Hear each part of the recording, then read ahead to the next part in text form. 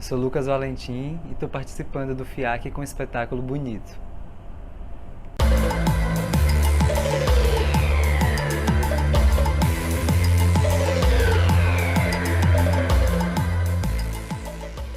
Então, Bonito ele surge de um encontro entre eu e outro coreógrafo e dançarino que chama Eduó.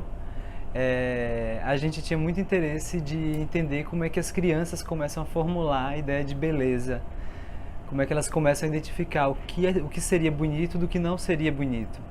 E claro que em um contexto normativo como a gente vive, vários imperativos se colocam aí, né?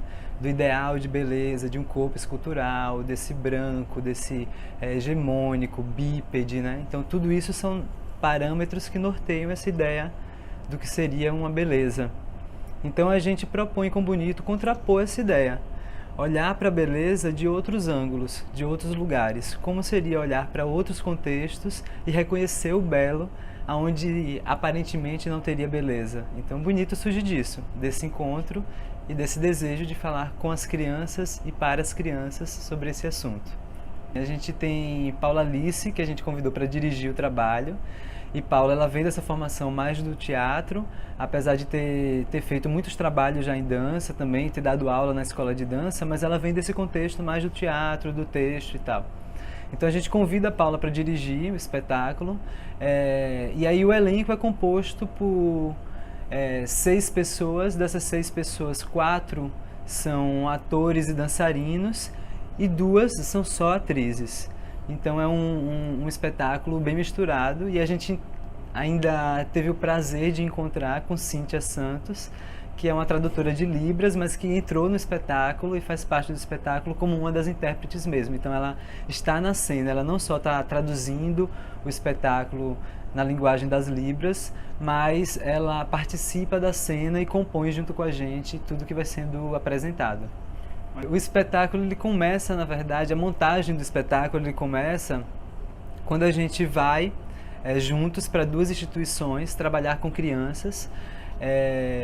Uma instituição que é o IBCM, né, que é uma instituição que trabalha com crianças que são portadoras do vírus HIV ou que vivem em situação de risco. E a gente trabalhou lá no Instituto de Cegos também, com jovens e crianças de lá. A ideia era que a gente fizesse uma residência com elas, para compreender mesmo como é que elas vêm formulando essas ideias de beleza, como é que a gente poderia, dentro dessa dinâmica de criação, trazer a fala delas também, para não ser só a gente falando sobre um assunto, mas poder dar voz também a essas outras vozes que compõem a cena, que é cada uma daquelas crianças que foi trazendo ideias, memórias, desejos, que foram compondo essa ideia da gente do que seria bonito. Então, trabalhar com criança é sempre lidar com o acaso, né? Porque a criança ela é uma caixinha de novidades, né? De novos acordos o tempo inteiro. Então, a criança ela está o tempo inteiro nessa busca do que chama atenção a ela e do que ela pode configurar como uma coisa nova. Então, a gente trabalhar nesse contexto é lidar com esse acaso. Todos nós somos improvisadores também, então a gente trabalha com essa ideia de improvisação, testa muito essas possibilidades de rearranjos, mas claro, quando está em cena, tem os acordos que já são estabelecidos, mas no encontro com elas tudo vai se modificando e tudo vai se refazendo e se reorganizando. Então, em geral, tem um momento do espetáculo que é muito engraçado, que acabou sendo, contagiou até os adultos também. Tem um momento do espetáculo onde um dos dançarinos começa a fazer uma espécie de um jogo como se fosse uma galinha gorda, e ele começa a jogar para cima várias balas. No início, essa cena ela era mais tímida, e a partir da relação com as crianças, essa cena foi ganhando a proporção, porque quando ele jogou a primeira vez essas balas, elas invadiram o palco para pegar as balas. E aí, na segunda apresentação, a gente assumiu isso como cena mesmo, elas entrarem, e já foi quase como um convite a elas entrarem mesmo. E hoje em dia, os pais já descem correndo também junto com elas para pegar a bala, porque já virou uma grande festa em um grande terreiro.